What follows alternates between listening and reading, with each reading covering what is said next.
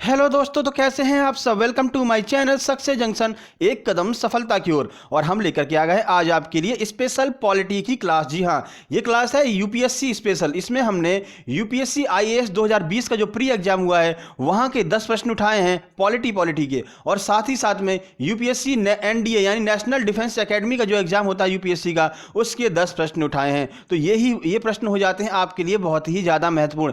देखिए डिफरेंस क्या है यहाँ पर यूपीएससी, यूपीपीसीएस और एमपीएसआई यूपीएसआई में। तो देखिए यूपीएससी में जो है वो लैंग्वेज जो है उसको टेक्निकल कर देते हैं, लैंग्वेज जो है वो कठिन हो जाती है। अभी जब हम आपको प्रश्न पढ़ के दिखाएंगे और उसका जब हम आपको समझाएंगे अपनी भाषा में, तो आपको समझ में आ जाएगा कि हाँ सिर्फ लैंग्वेज का फर्क है, प्रश्न तो वही आते हैं।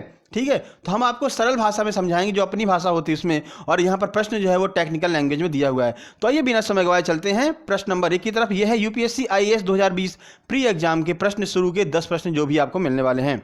तो पहला प्रश्न है, निम्नलिखित मूल अधिकारों के किस संवर्ग में अस्पृश्यता के रूप में किए गए विभेदन के विरुद्ध संरक्षण समाविष्ट है। कितनी टेक्निकल लैंग्वेज है, लेकिन हम आपको बताते हैं इसमें बोला क्या गया है।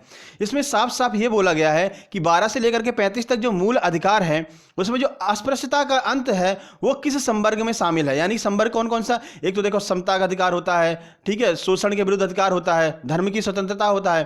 तो इनमें से किसमें ये अधिकार दिया गया है, अस्पृश्यता के विरुद्ध अधिकार, ये बोला गया है आपसे सीधे सीधे। और आप अगर लैंग्वेज इसकी पढ़ेंगे तो बहुत ही टेक्निकल लैंग्वेज लगेगी। तो आइए चलते हैं इसके ऑप्शन देख लेते हैं कहां पर दिया गया है अस्पृश्यता का अंत और वो किसमें आता है।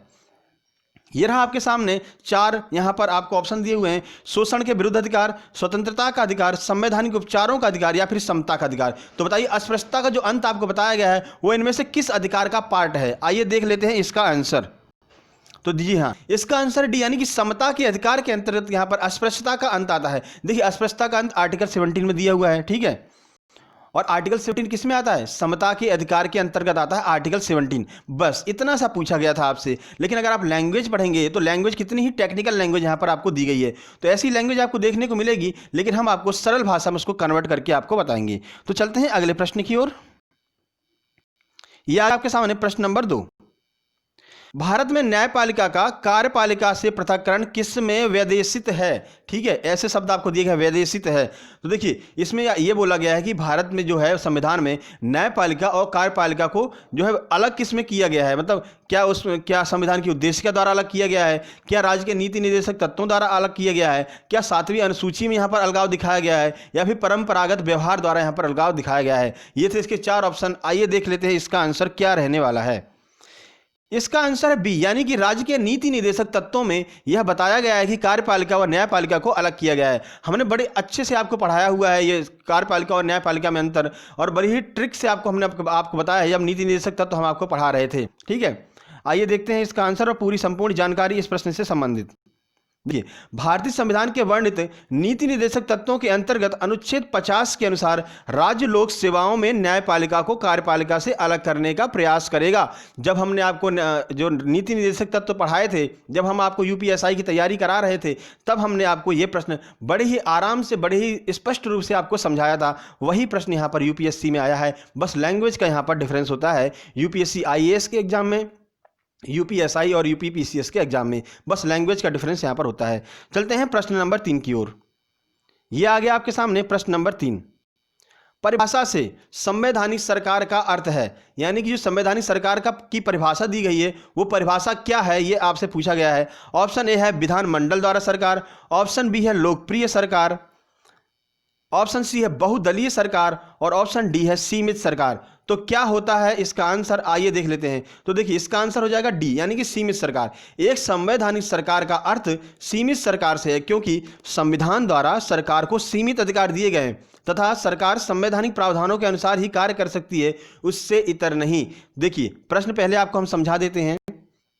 तो प्रश्न पूछा है कि संवैधानिक सरकार का क्या अर्थ है, जो परिभाषा दिया है उसके अंतर्गत। तो देखिए यहां पर संवैधानिक सरकार का अर्थ है कि उसको एक सीमित प्राधिकार दिए गए। ऐसा नहीं कुछ भी करने लगी, कोई भी नियम कानून बना देगी, नहीं, ऐसा नहीं कर सकती। उसको कुछ सीमित अधिकार दिए गए हैं और उनके अनुसार ही कार्य करेगी सरकार, उसके इतर कार्य नहीं कर सकती। इतर कार्य है उसके अतिरिक्त अपने मन से कोई भी कार्य नहीं कर सकती है। ये सीधा सीधा यहाँ पर बताया गया था। ये टेक्निकल लैंग्वेज बताया था, हमने आपको अपनी भाषा में, सरल भाषा में कन्वर्ट करके बता दिया है। तो इसका अर्थ होता है एक सीमित सरकार। आंसर नंबर डी इसका आंसर हो जाएगा। चलते हैं अगले प्रश्न की ओर। प्रश्न नंबर 4 आपके सामने आ गया है, मूल अधिकारों के अतिरिक्त भारत के संविधान का निम्नलिखित में से कौन सा भाग मानव अधिकारों की सार्वभौम घोषणा करता है। यानी एक तो मूल अधिकारों में आपके मानव अधिकारों को दर्शाया गया है, इसके अतिरिक्त और कहां पर मानव अधिकारों को दर्शाया गया है, ये आपसे पूछा गया है सीधे सीधे। ऑप्शन ए है उद्देश्य का, ऑप्शन बी है, ऑप्शन 2 है राज्य के नीति निर्देशक तत्व, ऑप्शन सी है मूल कर्तव्य। तो आपको नीचे दिए गए कूट का प्रयोग करते हुए सही आंसर आपको देना होगा। तो नीचे कुछ कूट दिए हुए हैं, ऐसे ही प्रश्न यूपीएससी आईएएस में आते हैं, ऐसे ही प्रश्न यूपी पीसीएस में आते हैं और एमपी पीसीएस में भी ऐसे प्रश्न आते हैं। अब आपको यूपीएसआई और एमपीएसआई में भी ऐसे प्रश्न दिखने वाले हैं। आइए कूट को देख लेते हैं, कूट क्या दिया हुआ है। केवल 1 और 2, केवल 2, ऑप्शन सी है केवल 1 और 3 और ऑप्शन डी है केवल 2 और 3। तो इसका आंसर है बी, यानी कि केवल 2 यहां पर सही है। तो आइए देखते हैं क्यों सही है केवल 2। देखिए, मूल अधिकारों के अतिरिक्त राज्य के नीति निर्देशक तत्वों में भी मानव अधिकारों के बारे में बताया गया है। हालांकि यह न्यायालय में परिवर्तनीय नहीं है। देखिए, जो किसी भी राज्य का नागरिक होता है वो अपनी राज्य सरकार से ये उम्मीद करता है, आशा करता है कि उसके अनुसार उसकी आवश्यकताओं को ध्यान में रखते हुए नीतियों का निर्माण राज्य सरकार करेगी, ऐसा उम्मीद करता है वहाँ राज्य में रहने वाला प्रत्येक व्यक्ति। और यही नीति निर्देशक तत्वों में बताया गया है। तो यहाँ से सीधे सीधे क्लियर हो गया, एक तो मूल अधिकारों में बताया गया है मानवों के अधिकारों को, और एक नीति निर्देशक तत्वों में भी मानवों के अधिकारों को बताया गया है। और यहां पर स्पष्ट रूप से बता दिया गया है कि नीति निर्देशक तत्व न्यायालय में परिवर्तनीय नहीं है। अगर राज्य सरकार आपके अनुसार कार्य नहीं करती है तो आप न्यायालय में चुनौती नहीं दे सकते हैं, यह स्पष्ट रूप से बता दिया गया है। चलते हैं प्रश्न नंबर 5 की ओर। तो ये आ गया आपके सामने प्रश्न नंबर 5 आपसे क्या कह रहा है, भारत में विधिक सेवा प्रदान करने वाले प्राधिकरण निम्न में से किस प्रकार के नागरिकों को निःशुल्क विधिक सेवा प्रदान करते हैं। देखिए, इसमें सीधे सीधे ये पूछा गया है कि जो नीति निर्देशक तत्वों के 39A के अनुसार आपको बोला गया है। जब हमने आपको नीति निर्देशक तत्व पढ़ाए थे तो पूरा हमने बड़े आसानी से, बड़े आराम से, ट्रिक से आपको समझाया था कि 39A कहता है आपको निःशुल्क विधिक सहायता प्रदान की जाएगी। तो वही बताना चाह रहा है, हर किसी को निःशुल्क विधिक सहायता प्रदान की जाएगी या कुछ विशेष लोगों को निःशुल्क सहायता प्रदान की जाएगी विधिक। तो देखिए, यही आपसे पूछा गया है। तो इसका ऑप्शन है 1 लाख से कम वार्षिक आय वाले व्यक्ति को, ऑप्शन 2 है 2 लाख से कम वार्षिक आय वाले ट्रांसजेंडर को, ऑप्शन 3 है 3 लाख से कम वार्षिक आय वाले अन्य पिछड़ा वर्ग के सदस्यों को, और ऑप्शन 4 है सभी वरिष्ठ नागरिकों को। तो आइए देख लेते हैं, नीचे दिए गए कूट का सही प्रयोग करते हुए आपको आंसर देना है। ऑप्शन ए है केवल 1 और 2, ऑप्शन बी है केवल 3 और 4, ऑप्शन सी है केवल 2 और ऑप्शन डी है केवल 1। तो आइए देख लेते हैं इसका आंसर क्या रहने वाला है। तो इसका आंसर है ए, यानी कि केवल 1 और 2 सही है। तो आइए 1 और 2 देख लेते हैं क्या है 1 और 2। तो देखिए, 1 लाख से कम वार्षिक आय वाले व्यक्ति को यहां पर निःशुल्क विधिक सहायता प्रदान की जाएगी, और 2 लाख से कम वार्षिक आय वाले ट्रांसजेंडर को यहां पर निःशुल्क विधिक सहायता प्रदान की जाएगी आर्टिकल 39A नीति निर्देशक तत्वों के अनुसार। ठीक है, ये हमने आपको पूरा समझाई दिया। चलते हैं अगले प्रश्न की ओर। यह आ गया आपके सामने प्रश्न नंबर 6। प्रश्न नंबर 6 आपसे कह रहा है कि भारत के संविधान की उद्देशिका, देखिए उद्देशिका यानी कि प्रस्तावना के बारे में आपसे पूछा गया है कि प्रस्तावना क्या है, कैसे काम करती है। देखिए, ऑप्शन ए है संविधान का भाग है किंतु विधिक नहीं रखती, ऑप्शन बी है संविधान का भाग नहीं है कोई विधिक नहीं रखती, ऑप्शन सी है संविधान का भाग है और वैसे ही विधिक रखती है जैसे संविधान के अन्य भाग, और ऑप्शन डी है संविधान का भाग है किंतु अन्य भागों से स्वतंत्र होकर उसका कोई विधिक प्रभाव नहीं रह जाता है। इसका आंसर हो गया डी, यानी संविधान का भाग तो है प्रस्तावना, लेकिन अगर उसको अन्य भागों से अलग कर देंगे तो उसका कोई भी विधिक प्रावधान या प्रभाव नहीं रह जाता है। देखिए, संविधान की उद्देश्य संविधान का भाग है किंतु अन्य भागों से स्वतंत्र होकर उसका कोई भी विधिक प्रभाव नहीं रह जाएगा। अगर आप संविधान की प्रस्तावना को संविधान से निकाल करके कहीं बाहर रख देंगे तो उसका कोई भी प्रभाव नहीं रह जाता है। और वैसे कहें तो संविधान की जो प्रस्तावना है वो संविधान की कुंजी है। ठीक है, तो लेकिन संविधान से अलग उसका कोई महत्व नहीं है, संविधान के अन्य भागों के साथ में है तो उसका बहुत ही ज़्यादा महत्व है। ठीक है, वो तो सीधे सीधे परिवार की तरह भी ऐसा ही होता है। परिवार के साथ भी अगर आप परिवार के साथ हैं तो आपका बहुत ज़्यादा महत्व है, बहुत अच्छे हैं। अगर आप परिवार से अलग हो गए हैं तो आपका कोई भी महत्व यहाँ पर नहीं रहता है। वही लकड़ी की गट्ठर वाली कहानी आपने जो कक्षा 6 कक्षा 5 में पढ़ी हुई थी कि लकड़ी का गट्ठर अगर एक साथ रहेगा तो मजबूत रहेगा, उसका बहुत ज़्यादा महत्व रहेगा, अलग अलग हो गया तो टूट जाएगा। वही यहाँ पर प्रस्तावना के बारे में सीधे सीधे अप्लाई होता है। अब तो आप समझ चुके होंगे ना, टेक्निकल लैंग्वेज को हम बिल्कुल व्यवहारिक भाषा में आपको चेंज करके बताएंगे। ठीक है, तो यूपीएससी आईएएस का एग्जाम भी बिल्कुल व्यवहारिक है, ये बात आप मान लीजिए। चलते हैं प्रश्न नंबर 7 की ओर। भारतीय संविधान के भाग 4 में अंतर्विष्ट प्रावधानों के संदर्भ में कौन सा कथन सही है? यानी कि भाग 4 के बारे में आपसे पूछा गया है। ऑप्शन 1 भाग 4 कौन सा है? नीति निर्देशक तत्व। ऑप्शन 1 वे न्यायालय द्वारा प्रवर्तनीय होंगे। ऑप्शन 2 वे किसी भी न्यायालय द्वारा प्रवर्तनीय नहीं होंगे। ऑप्शन 3 इस भाग में अधिकथित सिद्धांत राज्य के द्वारा कानून बनाने को प्रभावित करेंगे।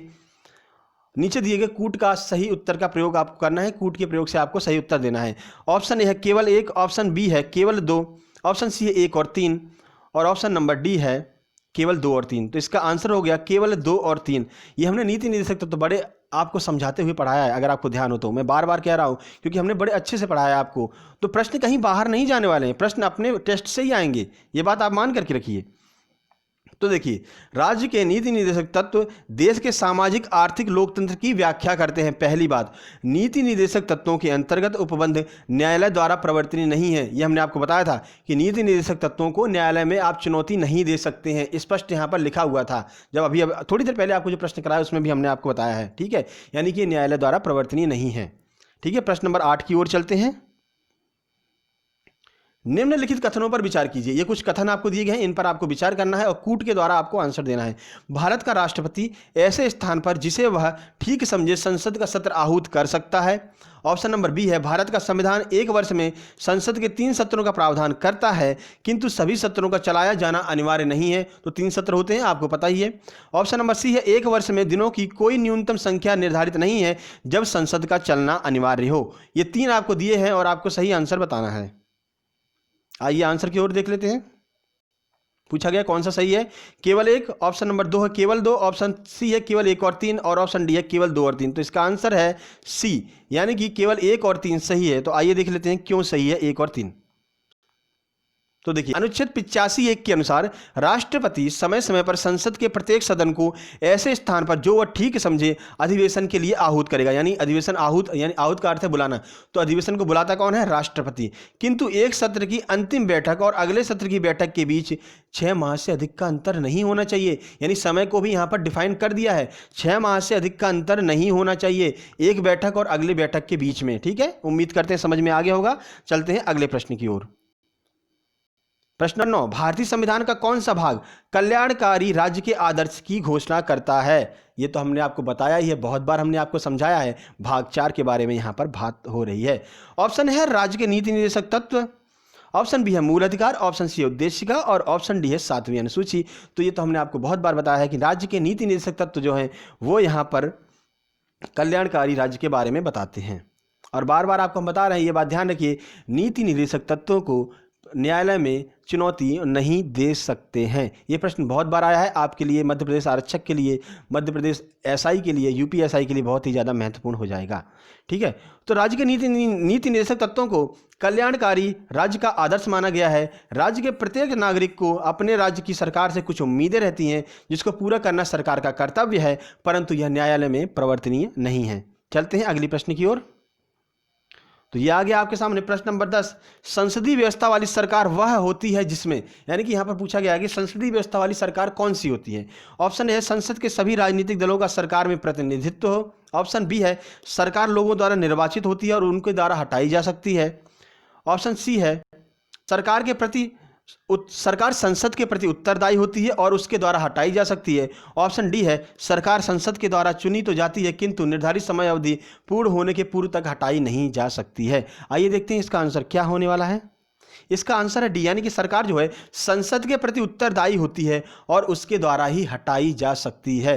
कैसे हटाई जा सकती है? जब यहाँ पर प्रस्ताव पारित कर देते हैं कि आपकी सरकार की जो है विश्वास मत नहीं प्राप्त कर पाई है तो सरकार गिर जाती है। यानी कि वहाँ पर स्पष्ट बताया गया है कि सरकार संसद के प्रति उत्तरदायी होती है और प्रतिनिधित्व भी करती है संसद का, लेकिन अगर अविश्वास प्रस्ताव पारित हो जाता है तो सरकार को हटाया भी जा सकता है। देखिए, सरकार संसद के प्रति उत्तरदायी होती है, अपनी नीतियों का कार्यान्वयन भी वैसे ही करती है। संसदीय शासन व्यवस्था में सरकार अपने कर्तव्य के पालन करने में अगर विफल रहती है, यानी अविश्वास प्रस्ताव अगर पारित हो जाता है तो संसद द्वारा सरकार को हटाया भी जा सकता है। उम्मीद करते हैं आपको बड़े आराम से, बड़े अच्छे से समझ में आ गया होगा। तो ये थे प्रमुख 10 प्रश्न यूपीएससी आईएएस 2020 प्री एग्जाम के, जिनको हमने अपनी सरल भाषा में आपको कन्वर्ट करके बता दिया। भाषा थोड़ा कठिन होती है, अगर आप परीक्षा के प्रश्न पत्र में देखेंगे तो बस आपको कन्वर्ट करके रखना है, और ऐसे एक भी प्रश्न इसमें भी नहीं है जो हमने पढ़ाया ना हो आपको अपनी पॉलिटी की प्रीवियस क्लासेस में। जी हाँ, सारे प्रश्न वहीं से आए हुए हैं, बस खाली लैंग्वेज का डिफरेंस है। अगर आपको विश्वास ना हो तो आप हमारी प्रीवियस वीडियो जा करके देख सकते हैं, सारे प्रश्न उन्हीं वीडियो में से आए हुए हैं। तो चलते हैं, अगला प्रश्न आपके सामने आ रहा है।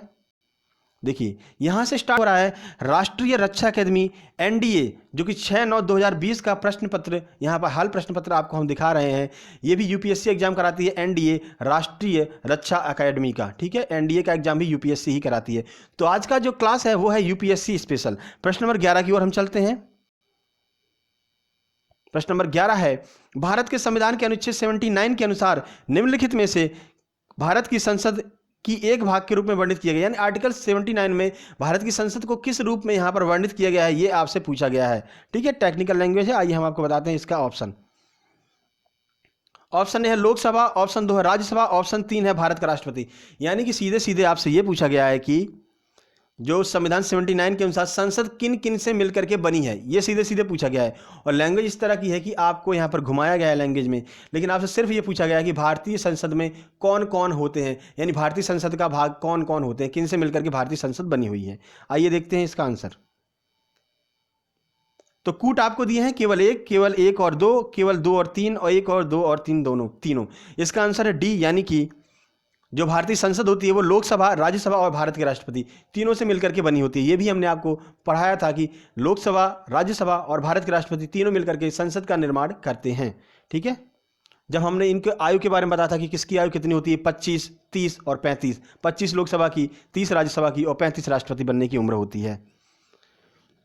तो यहाँ पर हमने आपको बता दिया, संविधान के अनुच्छेद 79 के अनुसार संघ के लिए एक संसद होगी जो राष्ट्रपति, राज्यसभा और लोकसभा से मिलकर के बनेगी। प्रश्न नंबर 12, पंचवर्षीय योजना पहली बार कहां चालू की गई थी, आपसे ये पूछा गया है। ऑप्शन ए है चीन, ऑप्शन बी है यूएसएसआर, ऑप्शन सी है भारत और ऑप्शन डी है भूटान। तो इसका आंसर बी, यानी कि यूएसएसआर, यानी कि रूस से यहां पर पंचवर्षीय योजना सबसे पहले रूस में चालू की गई थी, और भारत ने भी पंचवर्षीय योजना यहां पर रूस से ही ली है। तो चलते हैं प्रश्न नंबर 13 की ओर। प्रश्न नंबर 13 है, गरीबी हटाओ का आह्वान किस पंचवर्षीय योजना में सम्मिलित किया गया था। ऑप्शन है चौथी पंचवर्षीय योजना, ऑप्शन बी है 5वीं पंचवर्षीय योजना, ऑप्शन सी है 6ठी पंचवर्षीय योजना और ऑप्शन डी है 7वीं पंचवर्षीय योजना। तो आइए देख लेते हैं, इसका आंसर है बी, यानी कि 5वीं पंचवर्षीय योजना में यहाँ पर गरीबी हटाओ का नारा दिया गया था। डिस्क्रिप्शन देखते हैं। हमारे देश में पंचम पंचवर्षीय योजना के में निर्धनता उन्मूलन को योजना के प्रमुख उद्देश्य के रूप में स्वीकार किया गया था, यानी कि 5वीं पंचवर्षीय योजना में यहां पर गरीबी हटाओ का नारा दिया गया था। प्रश्न नंबर 14 आपके सामने आ रहा है, निम्नलिखित में से कौन सा नीति निर्देशक सिद्धांत संविधान 42वें संविधान संशोधन 1976 के द्वारा जोड़ा गया था, यानी कि भाग 4 में कौन से प्रावधान जोड़े गए थे 42वें संविधान संशोधन 1976 के द्वारा। हमने आपको बताया था कि कैसे याद करना है 42वां संविधान संशोधन। तो देखिए यहां पर आपको 42 दिख रहा है, 42 को जोड़े तो कितना आएगा, 76 आएगा। 42 के लास्ट 2 अंकों को जोड़ेंगे तो 4 और 2 को जोड़ेंगे तो 6 आएगा। क्या आएगा, 6 आएगा। और यहाँ पर 1976 में क्या आ रहा है, 6 आ रहा है। तो यहाँ पर ऐसे आप याद कर सकते हैं कि 42वां संविधान संशोधन 1976, ठीक है। ये हमने आपको बताया था पहले ही कि किस ट्रिक के माध्यम से आप याद कर सकते हैं। 44वां संविधान संशोधन 1978, 4 और 4 को जोड़ेंगे तो 78 का लास्ट डिजिट 8 आ जाएगा। तो ऐसे आप याद कर सकते हैं। तो देखिए क्या जोड़ा गया था 42वें संविधान संशोधन के द्वारा नीति निर्देशक तत्वों में। ऑप्शन है राज्य आय में असमानताओं को कम करेगा, ऑप्शन बी है समान न्याय तथा मुफ्त कानूनी सहायता प्रदान करेगा, ऑप्शन सी है सहकारी सोसाइटी का संवर्धन करेगा, ऑप्शन डी है शुरुआती बाल्यावस्था का देखभाल का प्रावधान करेगा। तो आइए देख लेते हैं इसका आंसर क्या होने वाला है। इसका आंसर बी, यानी कि समान न्याय तथा मुफ्त कानूनी सहायता प्रदान करेगा, जो राज्य सरकार होगी, यह 42वें संविधान संशोधन के द्वारा जोड़ा गया था। देखिए कुछ अन्य जोड़े गए थे 42वें संविधान संशोधन के राज्य के नीति निर्देशक तत्वों का विस्तार करते हुए 3 तत्वों को संविधान में जोड़ा गया था। कौन कौन से, नंबर 1 समान न्याय और निःशुल्क विधिक सहायता, ठीक है, ये जोड़ा गया था 39 से। उसके बाद उद्योगों के प्रबंधन में कर्मकारों का भाग लेना 43 का, ये भी जोड़ा गया था 42वें संविधान संशोधन, यानी कि उद्योग जो चल रहे हैं उनमें कर्मकारों का भी कुछ हिस्सा होगा, ऐसा नहीं कि मालिक ही अपना सब कुछ करते रहें, ठीक है। तो यूनियन बनाने की स्वतंत्रता दे दी गई थी कर्मकारों को। और तीसरा जोड़ा गया था पर्यावरण की रक्षा और सुधार, वन तथा वन्य जीवों की सुरक्षा, यानी 48 का भी यहां पर जोड़ा गया था 42वें संविधान संशोधन में। उम्मीद करते हैं आपको समझ में आ गया हो, ये 3 चीजें यहां पर जोड़ी गई थी। चलते हैं प्रश्न नंबर 15 की ओर। प्रश्न नंबर 15 है, दो या दो से अधिक राज्यों के लिए एक हाईकोर्ट की स्थापना किसके द्वारा की जा सकती है? यानी कि दो या दो से अधिक राज्यों को आप एक हाईकोर्ट, एक उच्च न्यायालय के अंतर्गत कार्य करा सकते हैं। ये किसके द्वारा जोड़ा जा सकता है, ये आपसे बोला गया है। ऑप्शन ए संसद द्वारा पारित एक कानून के द्वारा, ऑप्शन बी है भारत के राष्ट्रपति के आदेश के द्वारा, ऑप्शन सी है भारत के उच्चतम न्यायालय के आदेश के द्वारा, और ऑप्शन डी है भारत के संविधान में एक संशोधन के द्वारा। आइए देख लेते हैं इसका आंसर क्या होने वाला है। आंसर है इसका ए, जी हाँ, अनुच्छेद 231 के तहत संसद को यह अधिकार प्राप्त है कि वह दो या दो से अधिक राज्यों के लिए एक हाईकोर्ट की व्यवस्था कर सकती है। कहाँ दिया हुआ है? अनुच्छेद 231 में दिया हुआ है भाई, अच्छे से याद कर लेना, यह आपसे आगामी परीक्षाओं में पूछा जा सकता है। प्रश्न नंबर 16 आ गया है आपके सामने। वर्ष 1928 में कांग्रेसी नेताओं की एक समिति ने भारत के लिए एक संविधान का मसौदा तैयार किया। इस समिति की अध्यक्षता किसने की थी? आपसे यह पूछा गया है। कब? 1928 की बात हो रही है। एक बार मैं फिर से बोल रहा हूं, 1928 की बात हो रही है, आगे की बात नहीं हो रही है। ऑप्शन है महात्मा गांधी, ऑप्शन बी है टी.बी. सप्रू, ऑप्शन सी है मोतीलाल नेहरू और ऑप्शन डी है जवाहरलाल नेहरू। इसका आंसर है सी, यानी कि मोतीलाल नेहरू उस मसौदा समिति के अध्यक्ष थे। आइए पूरी जानकारी आपको हम देते हैं। तो देखिए, 19 मई 1928 को मुंबई में हुए सम्मेलन में पंडित मोतीलाल नेहरू की अध्यक्षता में भारतीय संविधान के मसौदा तैयार करने के लिए 8 सदस्यों की समिति नियुक्त की गई थी, जिसने अगस्त 1928 में प्रस्तावित संविधान का प्रारूप दिया था। प्रारूप को ही नेहरू रिपोर्ट कहकर के संबोधित किया गया था। 1928 में जो अगस्त में प्रस्ताव दिया था यहाँ पर, जिसके अध्यक्ष थे मोतीलाल नेहरू, और जो उन्होंने अगस्त में प्रस्ताव दिया था उसी प्रस्ताव को नेहरू रिपोर्ट कहकर के संबोधित किया गया था। उम्मीद करते हैं आपको समझ में आ गया होगा। चलते हैं प्रश्न नंबर 17 की ओर। प्रश्न नंबर 17 है, संविधान के उल्लंघन के आधार पर राष्ट्रपति के विरुद्ध किसके द्वारा महाभियोग लाया जा सकता है? यह भी हमने आपको बताया था कि महाभियोग कैसे आता है, कौन ला सकता है, कितने कितने यहाँ पर मत प्रस्तावित होते हैं तब महाभियोग चलाया जा सकता है, और महाभियोग के पारित होते ही जो आपका राष्ट्रपति होता है उसको पद से हटा हुआ मान लिया जाता है। ऑप्शन है उच्च न्यायालय के न्यायाधीशों द्वारा, ऑप्शन बी है, ऑप्शन 2 है सर्वोच्च न्यायालय के न्यायाधीश द्वारा, ऑप्शन 3 है संसद के दोनों सदनों द्वारा, ऑप्शन 4 है इनमें से किसी के द्वारा नहीं। तो इसका आंसर 3, यानी कि संसद के दोनों सदनों के द्वारा। हमने आपको बताया था कि संसद के दोनों सदनों में जब यहाँ पर पारित हो जाता है महाभियोग प्रस्ताव, तो यहाँ पर राष्ट्रपति को हटा हुआ मान लिया जाता है। तो देखिए, संविधान के उल्लंघन के आधार पर राष्ट्रपति के विरुद्ध महाभियोग संसद के दोनों सदनों द्वारा पारित किया जाता है। चलते हैं प्रश्न नंबर 18 की ओर। प्रश्न नंबर 18, भाषाई आधार पर राज्यों का पुनर्गठन किस वर्ष किया गया था? भाई पुनर्गठन की बात हो रही है, ध्यान रखना। ऑप्शन ए है 1948, ऑप्शन बी है 1953, ऑप्शन सी है 1956 और ऑप्शन डी है 1990। तो इसका आंसर है 1956। तो भाषाई आधार पर राज्यों का पुनर्गठन 1956 में किया गया था। हालांकि भाषा के आधार पर बनने वाला पहला राज्य आंध्र प्रदेश है, जो 1 अक्टूबर 1953 को बन गया था, लेकिन पुनर्गठन 1956 में ही किया गया था, भाषा के आधार पर राज्यों का पुनर्गठन। चलते हैं प्रश्न नंबर 19 की ओर। अगर आपको ये सीरीज पसंद आ रही हो तो एक बार चैनल को सब्सक्राइब कर लीजिएगा, क्योंकि बहुत से एग्जाम जो भी होने वाले हैं आगामी, चाहे वो मध्य प्रदेश जेल प्रहरी का हो, चाहे वो उत्तर प्रदेश एसआई का, उत्तर प्रदेश जो आपका जेल वार्डन का एग्जाम होने वाला है, सारे के सारे एग्जाम हम यहाँ पर सॉल्व कराएंगे अपने चैनल पर। सक्सेस जंक्शन पर सारे के सारे एग्जाम्स के पेपर हम खुद सॉल्व कराएंगे और सरल भाषा में सॉल्व कराएंगे। ठीक है, तो चैनल को सब्सक्राइब कर लीजिए, दोस्तों को शेयर कर दीजिए। अगर आप पहली बार आए हैं तो सब्सक्राइब कर लीजिएगा। और हमने इतनी मेहनत की है, अलग अलग एग्जाम्स के पेपरों को कलेक्ट किया है, वहाँ से आंसर निकाल करके फिर आपको इतने डिस्क्रिप्टिव में जानकारी दे रहे हैं, तो एक बार एक लाइक तो बनता है भाई। एक बार नीचे जो है लाइक का बटन दिख रहा है, अगर वो वाइट है तो उसको ब्लू कर दीजिएगा, उस पर क्लिक कर दीजिएगा तो वो ब्लू हो जाएगा। और सब्सक्राइब का बटन अगर आपको रेड दिख रहा हो तो उस पर क्लिक कर दीजिएगा, वो भी ब्लैक हो जाएगा, तो हमारा चैनल सब्सक्राइब हो जाएगा। तो देखिए, संविधान के किस अनुच्छेद में 42वें संविधान संशोधन विधेयक द्वारा मूल कर्तव्यों को शामिल किया गया है? कहाँ पर, मतलब देखिए इस पे सीधे सीधे ये बोला गया है कि मूल कर्तव्य कौन से आर्टिकल में, कौन से भाग में शामिल है, सीधे सीधे ये आपसे बोला गया है। टेक्निकल लैंग्वेज बाकी काफ़ी अच्छी यहाँ पर टेक्निकल लैंग्वेज दी गई है कि 42वें संविधान संशोधन विधेयक द्वारा मूल कर्तव्यों को सम्मिलित किया गया है। कहाँ पर, कोई दिक्कत नहीं है, बस आपसे सिर्फ ये पूछा गया है कि कौन से आर्टिकल में यहाँ पर मूल कर्तव्य बताए गए हैं, बस और कुछ नहीं। और मूल कर्तव्य लिए कहाँ से गए हैं ये तो हमने आपको बताया था, रूस से लिए गए, एक ट्रिक के द्वारा आपको बताया था। पहले इसका आंसर देख लेते हैं फिर आपको बताते हैं।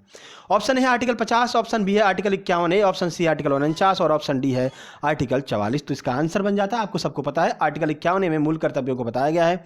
और हमने ट्रिक के द्वारा आपको याद कराया था, मूल कर्तव्य में माँ में बड़े ऊ की मात्रा आ रही है मूल, तो वैसे ही रूस में बड़े ऊ की मात्रा आएगी रूस, तो रूस से लिए गए हैं मूल कर्तव्य। मौलिक अधिकार की बात करते हैं तो मौलिक अधिकार में, मौलिक को छोड़ दीजिए, अधिकार में सबसे पहले आ रहा है, और तो आ कहाँ आता है, अमेरिका में स्टार्ट में आता है आ, तो मौलिक अधिकार अमेरिका से लिए गए हैं, मूल कर्तव्य रूस से लिए गए हैं। दोनों में आपको कन्फ्यूजन होता है, उम्मीद करते हैं अब ये कन्फ्यूजन आपका क्लियर हो चुका होगा।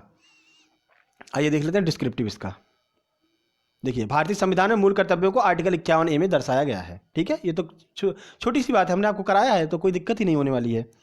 प्रश्न नंबर 20 आपके सामने आ रहा है, संविधान के किस अनुच्छेद के अंतर्गत संयुक्त बैठक को परिभाषित किया गया है। संयुक्त बैठक के बारे में भी हमने आपको पूरी अच्छी तरीके से बता दिया था और एक ट्रिक भी आपको बताई थी, अगर आपको याद आ रहा हो तो बताइएगा हमें कमेंट बॉक्स में। आइए देख लेते हैं। ऑप्शन है 110, ऑप्शन बी है 100, ऑप्शन सी आर्टिकल 108 और ऑप्शन डी आर्टिकल 114। अगर आपने हमारी प्रीवियस क्लास ली है तो आपके जुबान पर आंसर आ चुका होगा, हमने आपको ट्रिक के द्वारा आपको बताया था। जी हाँ, आर्टिकल 108। ठीक है, आंसर इसका सी है। अनुच्छेद 108 के अंतर्गत लोकसभा तथा राज्यसभा में किसी विषय पर मतभेद होने पर संयुक्त बैठक बुलाई जाती है। हमने क्या बोला था, 108 कब बुलाई जाती है भाई, आपातकालीन स्थिति होती है, कहते हैं 108 को फ़ोन लगाओ, हॉस्पिटल की गाड़ी होती है भाई 108। तो ऐसे ही जब लोकसभा और राज्यसभा में आपातकाल की स्थिति आ जाती है, यानी मतभेद हो जाता है, कोई नहीं मान रहा किसी की बात, तब आपातकाल यहाँ पर बुलाया जाता है। ठीक है, तो ये थे हमारे महत्वपूर्ण प्रश्न। यूपीएससी स्पेशल, आज की जो क्लास थी वो यूपीएससी स्पेशल थी। तो ऐसे ही प्रश्न आते हैं जो हमने आपको पढ़ाए हैं, पूरे प्रश्न वही आए हैं। ठीक है, सीधे सीधे हमारी टेस्ट सीरीज से प्रश्न आए हैं, बस लैंग्वेज का यहाँ पर डिफरेंस था।